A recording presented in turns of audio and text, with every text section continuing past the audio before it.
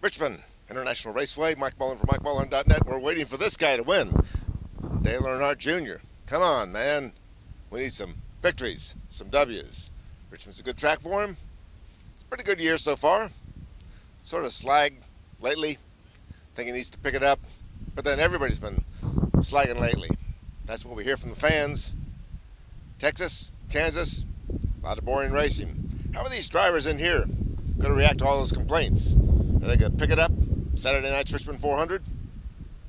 Sometimes we have some hellacious races here, and sometimes they're not so hellacious.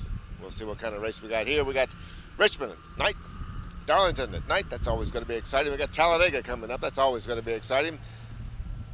Darrell Waltrip says that might just be in a little bit of a slump here. A couple of races where the action wasn't that good. Is it a long-term thing, though? We talked to some people who say over the last 6 years, there have been fewer and fewer yellow flags, fewer cautions. We talked to Brad Keselowski and Denny Hamlin about that, and they say, well, the aerodynamics are just too important.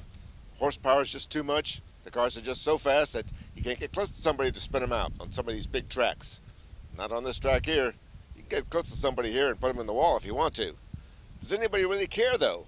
I mean, Darrell Waltrip says he thinks some of these guys are just sleepwalking through the thing. They don't want to get into any fights. Now, he was in the middle of a lot of controversies. Remember old Jaws and Cale Yarborough and some of those guys? DW might have a good word or two to put in on this whole controversy. He says he doesn't see that much fire in the belly right now, that drivers are figuring out how to game the system. It's a points race, the championship race. After all, this is not about winning races necessarily, it's about winning the championship. Only 10 guys or so have a real good chance at the championship, and all they've got to do is not make a lot of mistakes and blow themselves out in the first 26 races of the season.